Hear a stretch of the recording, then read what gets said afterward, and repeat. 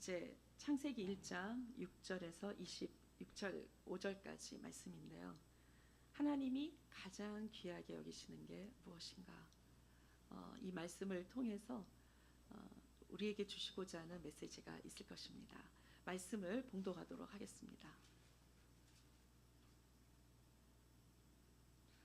네, 교독하면서 하도록 하겠습니다. 6절 하나님께서 말씀하시기를 물 가운데 공간이 생겨 물과 물이 나누어지라 하셨습니다.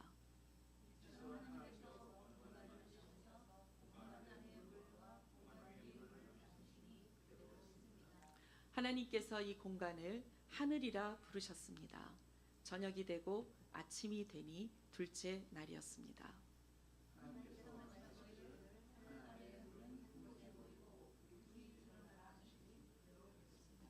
하나님께서 이 묻을 땅이라 부르시고 모인 물을 바다라 부르셨습니다.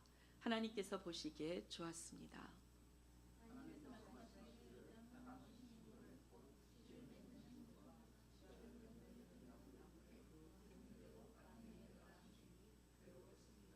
땅이 식물 곧 씨를 맺는 식물을 그 종류대로 씨가 든 열매를 맺는 나무를 그 종류대로 냈습니다. 하나님께서 보시기에 좋았습니다. 그래서 아니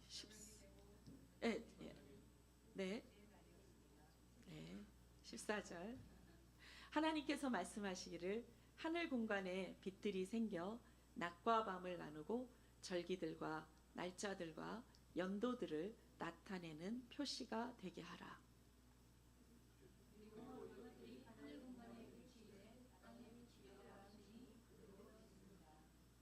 하나님께서 두 개의 큰 빛을 만드시고 그 가운데 큰 것으로는 낮을 다스리게 하시고 작은 것으로는 밤을 다스리게 하셨습니다. 또한 별들도 만드셨습니다.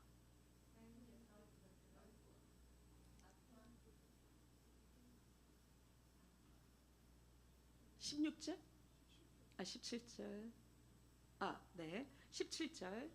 하나님께서 이것들을 하늘 공간에 두셔서 땅을 비추게 하시고 낮과 밤을 다스리고 빛과 어둠을 나누게 하셨습니다. 하나님께서 보시기에 좋았습니다. 하나님께서 말씀하시기를 물에는 생물이 번성하고 새들은 땅이 하늘에서 날아다니라 하셨습니다.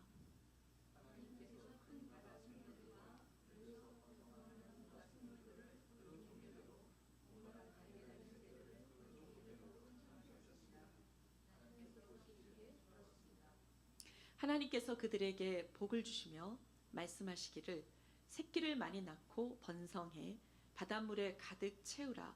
새들은 땅에서 번성하라 하셨습니다.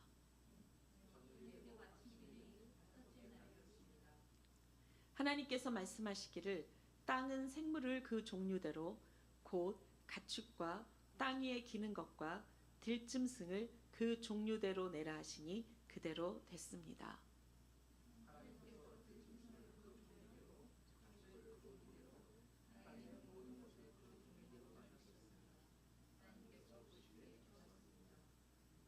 아멘.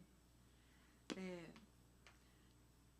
하나님께서는 정말 이 땅을 사람이 살기에 적합한 땅으로 만드시기 위해 진짜 최선을 다하시는 것 같습니다. 저는 이 창세기를 다시 묵상하면서 하나님이 전지전능하신 것과 못하실 일이 없는 능력의 하나님이신 것과 사랑하시기 때문에 최선을 다하는 것과 좀 다르더라고요. 그러니까 우리는 하나님은 당연하지 못하실 일이 없잖아. 그냥 말씀 한마디면 쫙 되는 거 아니야? 이렇게 생각할 수 있습니다. 그런데 이 말씀을 쭉 보면서 구구절절 전지전능하신 하나님이 너무나도 작고 연약한 한 인간을 사랑하시기 때문에 너무 많은 생각과 정말 최선을 다해서 정성을 다해서 하나하나 이 하늘과 땅을 만들어 가시는 이 말씀은 한편의 영화도 같아요. 드라마와도 같아요. 정말 멋있고 감동입니다. 이사야 45장 18절을 다 같이 읽어보도록 하겠습니다. 시작. 하늘을 창조하신 여호와께서 말씀하신다. 하나님이신 분, 땅을 지어 만드신 분, 땅을 견고하게 하신 분, 땅을 황무지로 창조하지 않으시고 사람이 살도록 지으신 분이 말씀하셨다. 나는 여호와다. 나밖에 다른 이가 없다. 여기서 보면 그쵸? 하나님이 땅을 지어 만드셨고 땅을 견고하게 하신 분인데 땅을 황무지로 창조하지 아니시고 사람이 살도록 지으신 분, 이 살도록 지으신 분의 전지전능과 영원한 능력을 지니신 분이기 때문이 아니었어요. 그분은 우리를 사랑하니까 마치 여러분 부모가 엄마가 자녀를 임신했을 때 그 아기가 이 세상에 태어나기까지 태명도 지어주고 그 배를 만지면서 기도하면서 마지막에 그 아이가 태어날 때까지 모든 만반의 준비를 다 하지 않습니까? 그죠? 기저귀도 준비하고 침대도 준비하고 그 아이가 태어났을 때 입을 옷도 준비하면서 젖병도 준비하면서 그 아이가 태어날 날을 기다리며 설레이는 마음으로 모든 것을 완벽하게 준비해 놓게 됩니다. 꼭 그런 것처럼 하나님께서도 이렇게 우리가 살 수 있는 땅이 준비가 되게끔 우리를 마지막에 창조하시면서 첫째 날부터 여섯째 날까지 사람이 살 수 있도록 우리가 행복하게 살 수 있도록 정말 완벽하게 모든 것을 준비하시는 하나님의 손길을 우리가 느낄 수 있는 것입니다. 첫째 날은 빛이 있으라 하셨어요. 빛은 예수 그리스도이시죠. 우리의 생명이고 에너지입니다. 둘째 날은 뭘 만드셨죠? 하늘을 만드셨어요. 우주와 하늘을 만드시고요. 셋째 날은 땅과 바다를 만드시고 그 땅에서 자라날 수 있는 식물을 하나님이 만들기 시작을 하셨습니다. 여기서 보면 하나님은 먼저 공간을 확보하신 거예요. 하늘, 땅, 바다 이렇게 공간을 확보하시고 그곳의 내용물을 채우기 시작을 하는 것입니다.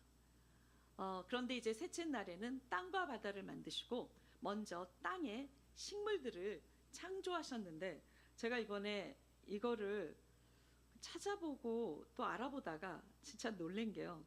여러분들은 식물의 종류가 어느 정도나 될 거라고 생각하십니까? 식물의 종류?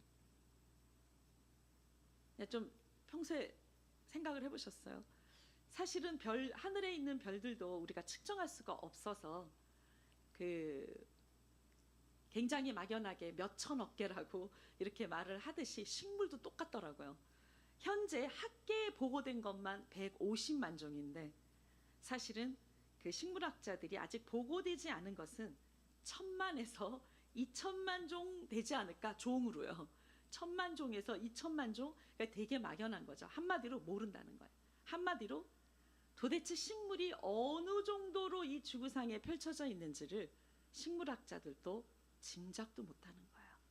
바로 이렇게 이 땅을 만드시고 식물을 만드신 분이 하나님이라고 하시는 것입니다.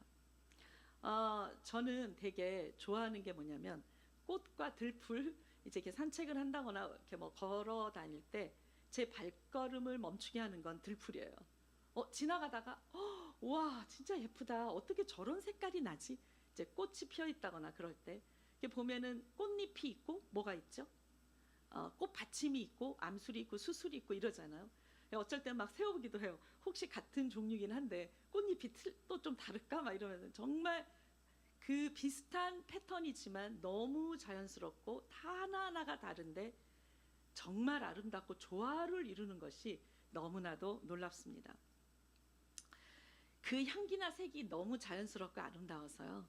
그냥 보기만 해도 쉼이 되고 기쁨이 되는 거죠. 하나님이 이렇게 우리에게 인간의 그 작은 인간 하나를 위해서 너무 많은 거를 만드셨는데 저는 그 중에 하나가 야채와 과일의 신비스러움에 요즘 저는 좀 놀라고 있어요.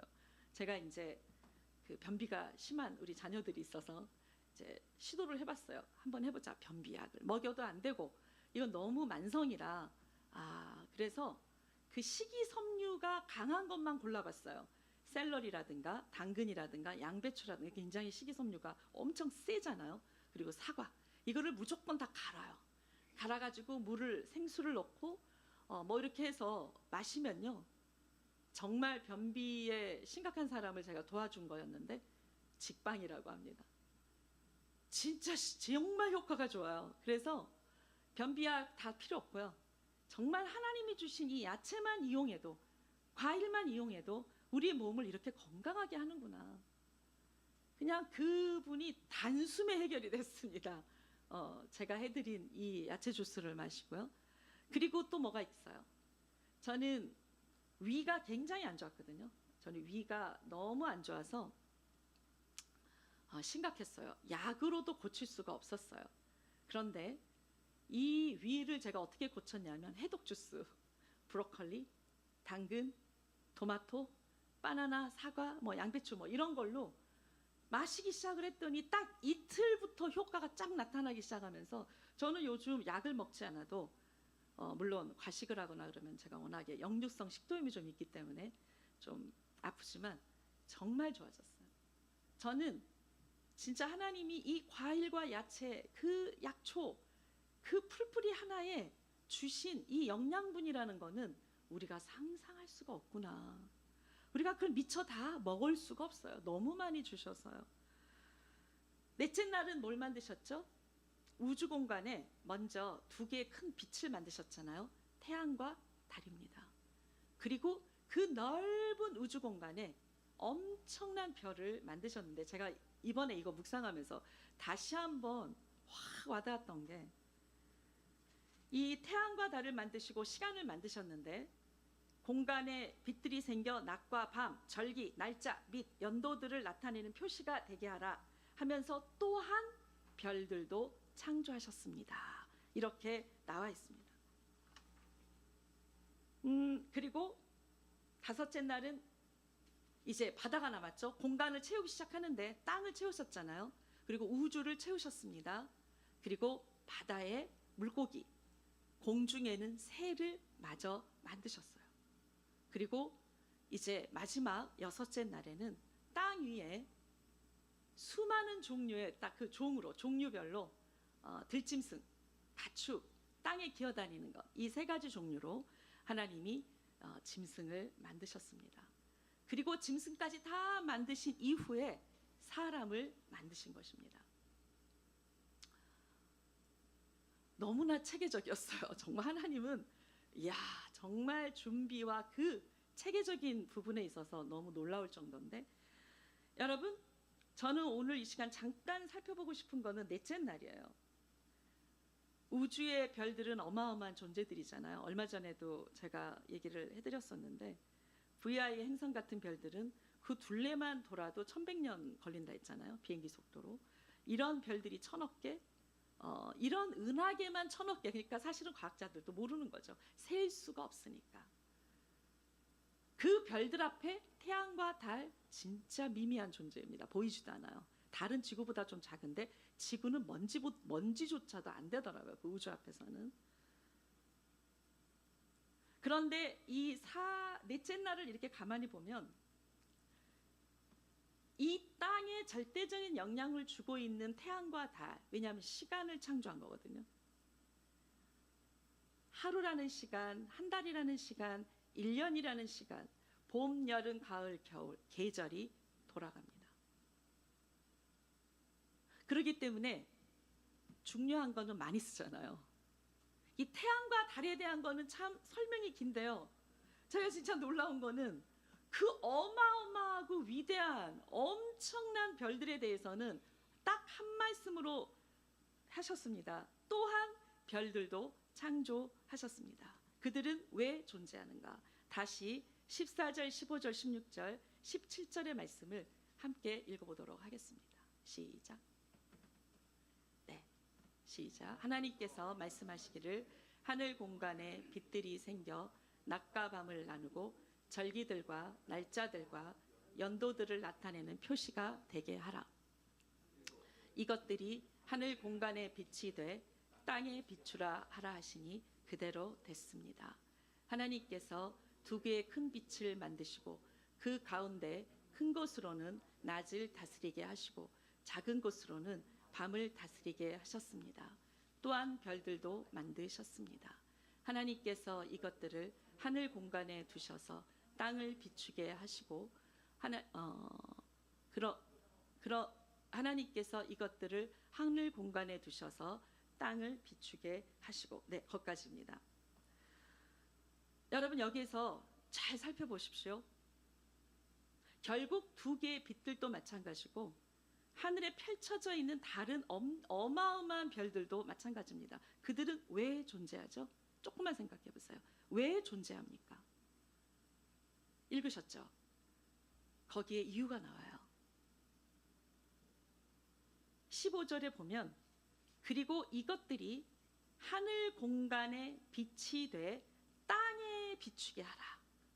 그리고 17절에도 보면은요, 하나님께서 이것들을 하늘 공간에 두셔서 땅을 비추게 하시고 낮과 밤을 다스리고 빛과 어둠을 나누게 하셨습니다. 이게 무슨 의미일까요?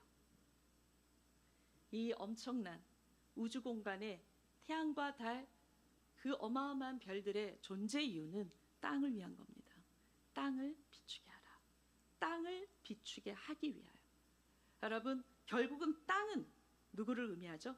제가 그때 창세기 1장 1절을 하면서 나누었죠. 땅은 우리 한 사람 한 사람을 의미하기도 합니다.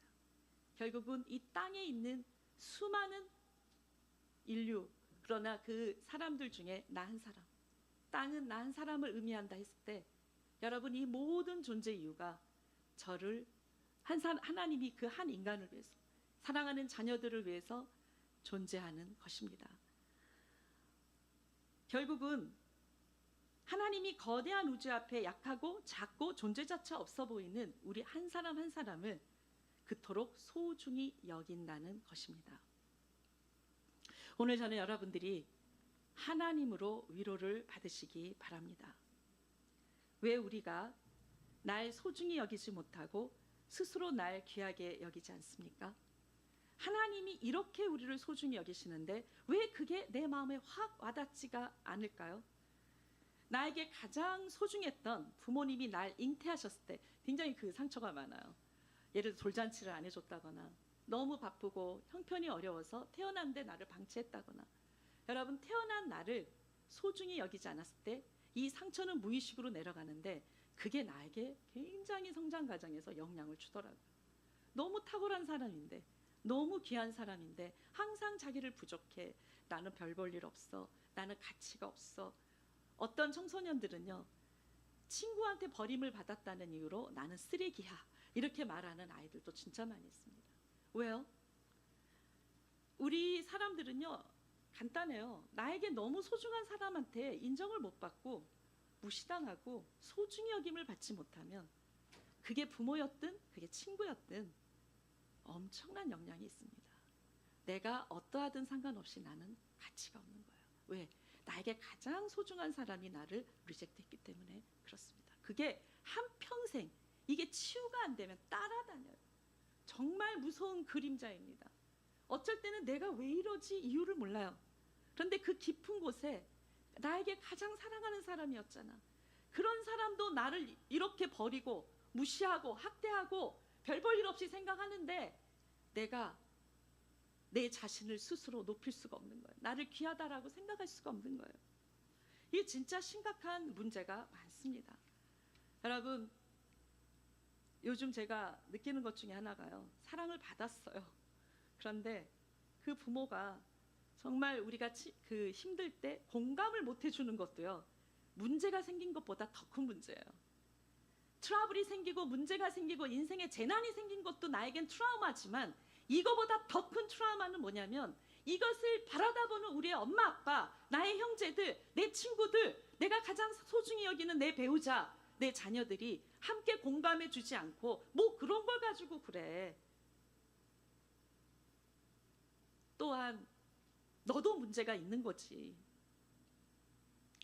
여러분, 우리가 이렇게 공감을 받지 못했을 때가 의외로 엄청난 충격입니다. 이게 진짜 깊은 상처가 될 수가 있어요. 인정 안 하시겠지만 사실은 굉장히 심각한 문제가 될 수가 있는 것입니다. 자, 여러분, 이제 우리가 이 말씀을 통해서 정말 소중한 건 뭐냐면 그 작고 부족하고 연약한 땅, 그곳에서 숨쉬고 살고 있는 나 한 사람이라고 생각하셔도 되겠습니다. 그런 나 한 사람을 하나님이 그토록 생각을 많이 하시고 계획하시고 준비하시고 하나하나 나에게 필요한 모든 것들을 만들어 주실 만큼 그렇게 소중한 가치가 있는 것이 바로 나였습니다.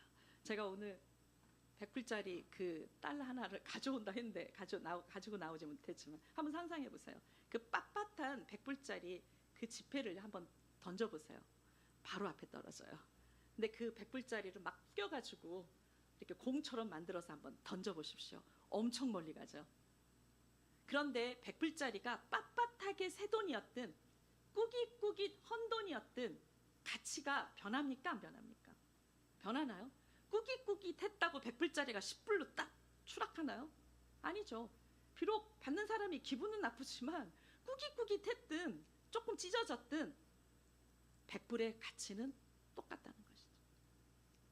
우리의 인생이 그렇게 구겨지고 망가졌어도 원래 하나님이 나를 창조하셨을 때 세우셨던 그 가치는 영원토록 변함이 없다는 것입니다. 아멘. 여러분, 위로를 받으셔야 됩니다. 여기에서 비록 내가 이 세상에 살면서 나에게 가장 소중한 사람으로부터 인정을 받지 못하고 여러분 소중히 여김을 받지 못했다 할지라도 오케이, 괜찮은 이유는 하나님이 나를 그렇게 생각하시기 때문인 것입니다. 여러분, 하나님은 그렇다면 이제 이 땅 위에 공동체들이 만들어지기 시작합니다. 가정이라는 공동체, 교회라는 공동체가 만들어지기 시작합니다. 여러분, 이렇게 되어졌을 때 이 공동체 안에 하나님은 우리 중에 어떤 사람을 가장 소중히 여길까요? 우리가 이 부분에서 진정한 변화가 일어나야 합니다. 사실은 많은 다툼과 갈등은요, 어떤 내 나름대로의 기준을 가지고 사람들을 판단하는 게 있는 것이죠. 이 세상은 왕과 귀족을 최고로 여깁니다. 이 세상은 탁월하고 최고로 정말 훌륭한 사람을 귀하게 여깁니다. 그러나 가난하고 힘이 없고 정말 가문도 없고 배경도 없고 그리고 죄까지 짓고 이러면 그 사람은 호늘대하게 돼 있어요. 이 세상의 구조는 당연합니다. 약육 강식의 세계입니다. 그러나 하나님의 나라는 절대 아닙니다. 우리가 이 교회 안에, 가정 안에 이 하나님의 나라의 질서가 임하지 아니하고 세상의 질서, 세상의 공동체의 원리가 들어오기 시작하면 그래서 교회가 박살이 나고 가정 공동체가 박살이 나는 것입니다. 저는 다시 한번 놀랐습니다. 알고는 있었죠. 하나님은 이런 분이시다라는 걸 알고 있었고 저도 노력하는 부분이 있었지만 이 말씀을 묵상하다가 제가 찾았던 건 고린도전서 12장 21절에서 27절의 말씀입니다. 다 같이 이번에는 그냥 한 목소리로 읽어보도록 하겠습니다. 시작.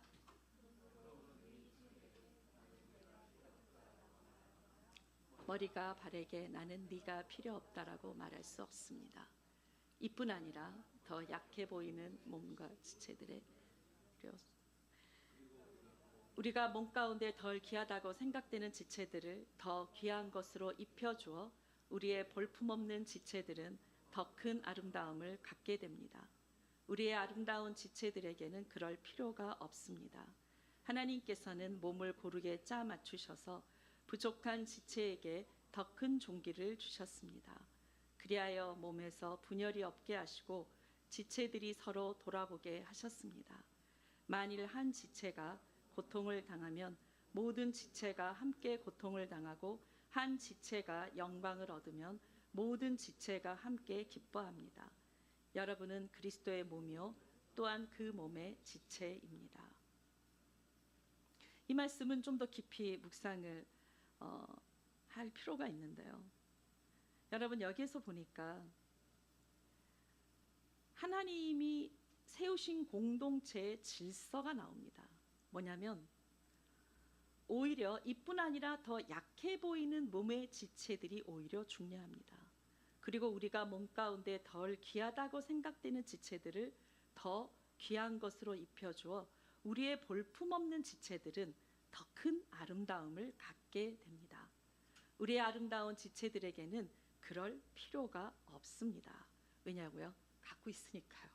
이미 넘치도록 부와 그다음에 명성과 어떠한 이런 세상이 갖고 있는 것들을 어느 정도 갖고 있기 때문에 이들이 존재하는 이유, 거대한 우주의 별들이 존재하는 이유, 그 이유는 작고 보잘것없는, 먼지도 안 되고 존재조차 없어 보이는 이 땅, 한 인간을 위해서 땅에 비추는 것이 그들의 존재 이유가 되는 것처럼 우리가 이 세상에서 다른 사람들이 갖고 있지 않는 뭔가를 갖고 있습니까?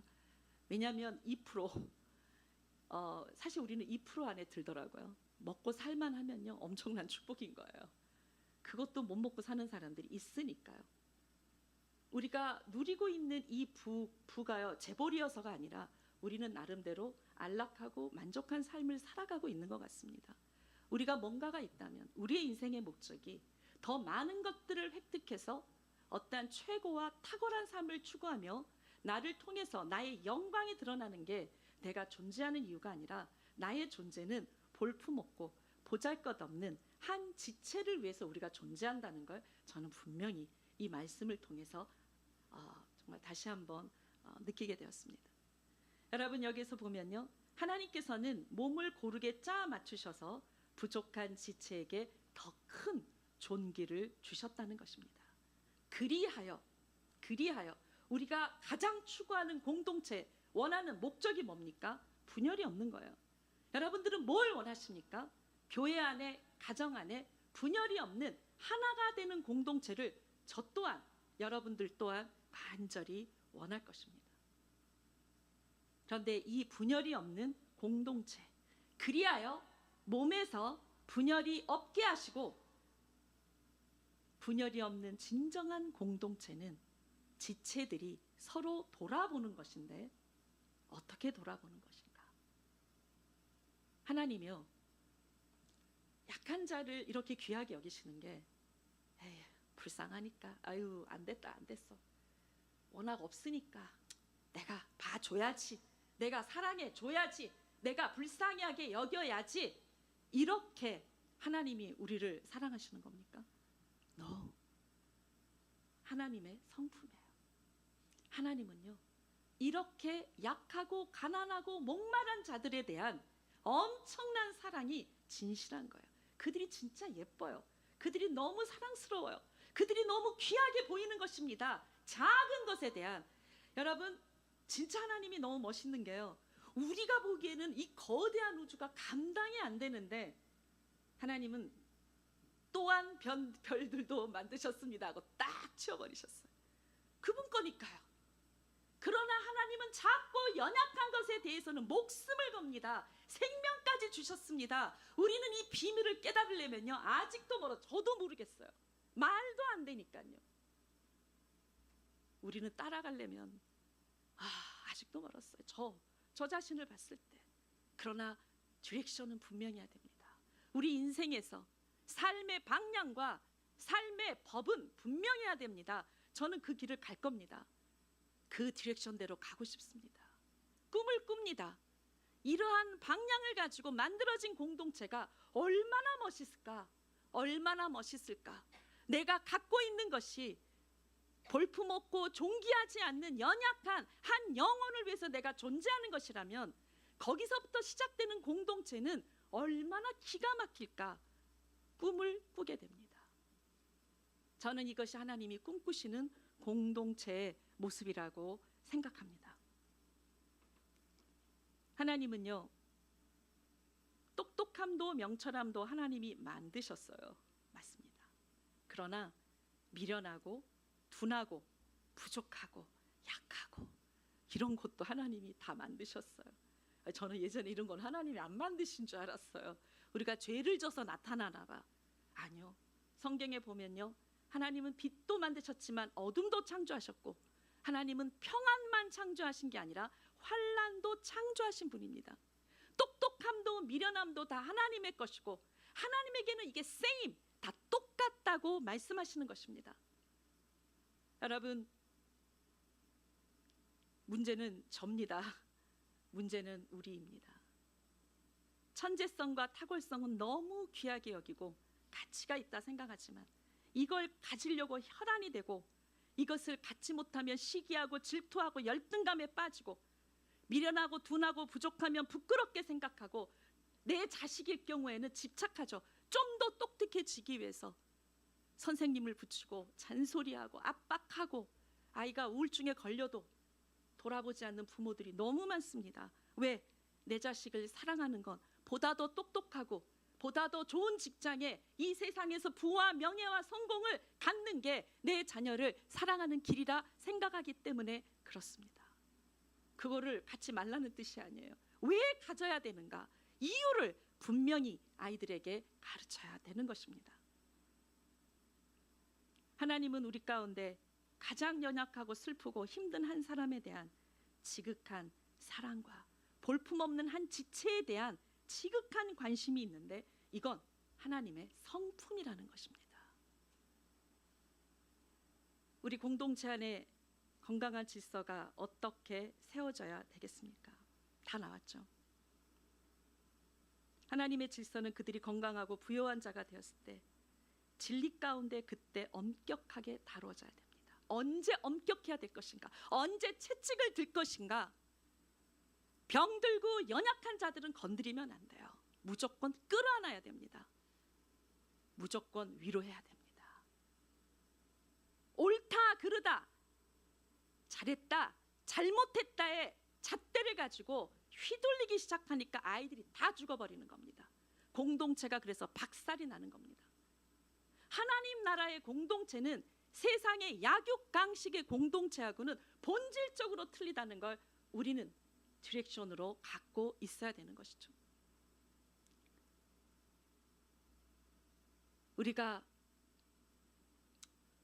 제가 그렇게 연약했을 때, 그렇게 황폐하게 무너졌을 때, 내가 다시는 일어날 수 없을 거라고 생각하는 절망 가운데 엎드려졌을 때, 그때 하나님의 사랑, 공동체의 이론인 지체들의 사랑으로 제가 살아나기 시작하는 거죠. 여러분, 그 자리에서 일어나기 시작했을 때 우리는 또다시 황폐한 땅을 일으키고 무너진 곳을 세우는 하나님의 사명을 가지고 나가야 되는 것입니다. 이제 내가 가난했던 내가 부요해지고 목말랐던 내가 충만해지고 미련했던 내가 하나님의 지혜로 총명해지고 그래서 세상의 리더가 되고 볼품없었던 내가 존귀한 자가 되었을 때 또다시 나는 왜 이러한 존귀와 부와 영광이 나에게 존재했습니까? 우리 가운데 볼품없는 한 영혼에게 다시 가기 위해서 땅을 비추라고 하셨던 거대한 우주처럼 그 한 영혼을 내 안에 있는 예수 그리스도의 빛을 그들에게 비추기 위해서 나의 모든 게 지금 존재한다는 것입니다. 저는 이것이 우리 워싱턴 온누리교회의 건강한 공동체의 틀이 되었으면 합니다. 저부터, 교만한 저부터 노력하겠습니다. 우리 성도들도 함께 이것이 진정한 우리 교회의 디렉션이 되어서 나아가기를 원합니다. 여러분, 우리가 이 시간에 이사야 61장 1절에서 4절의 말씀을 마지막으로 읽으면서 하나님께 나아가는 시간을 갖도록 하겠습니다. 61장 1절에서 4절.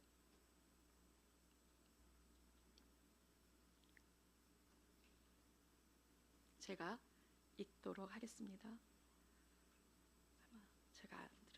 주 여호와의 영이 내 위에 있으니 이것은 여호와께서 내게 기름을 부어 가난한 사람들에게 좋은 소식을 전하게 하려는 것이다. 그분이 나를 보내셔서 마음이 상한 사람들을 감싸주고 포로에게 자유를 선포하고 갇힌 사람은 풀어주고 여호와의 은혜의 해와 우리 하나님의 보복의 날을 선포하며 슬퍼하는 모든 사람을 위로하게 하셨다. 시온에서 슬퍼하는 사람에게 제 대신 화관을 씌워주고 슬픔 대신 기쁨의 기름을 발라주며 통곡 대신 찬양을 옷 입게 하셨다. 그래서 사람들은 그들을 가리켜서 여호와의 영광을 드러내시려고 여호와께서 손수 심으신 정의의 상수리 나무라고 부른다. 그들은 예전에 폐허가 된 곳을 재건하고 오래전에 황폐해진 곳을 일으킬 것이다. 그들은 대대로 무너진 채로 폐허가 됐던 성읍들을 다시 세울 것이다. 이게 하나님의 마음이에요. 죄로 인해서 무너지고 상처받아 무너지고 그래서 가난하고 목마른 한 영혼, 아무도 귀하게 여겨주지 않는 진짜 볼품없는 한 영혼을 향한 아버지의 마음인 거죠. 그들에게 찾아가셔서 좋은 소식을 전하고 그의 마음을 위로해주고, 공감이에요. 정말 여기서 큰 감동입니다. 하나님 잣대가 엄청나죠. 우리는 그 하나님 앞에 다 죄인이지만 하나님만은 의로우신 분입니다. 그러나 그 하나님은 그 잣대로 옳다 그르다라고 판단하지 않으십니다. 그분은 나를 보내셔서 예수님은 마음이 상한 사람들을 이렇게 안아주신다는 겁니다. 공감해 주신다는 겁니다. 그리고 위로해 주시고 뭐라고 말씀하시죠? 우리의 가치를 이렇게 표현하십니다.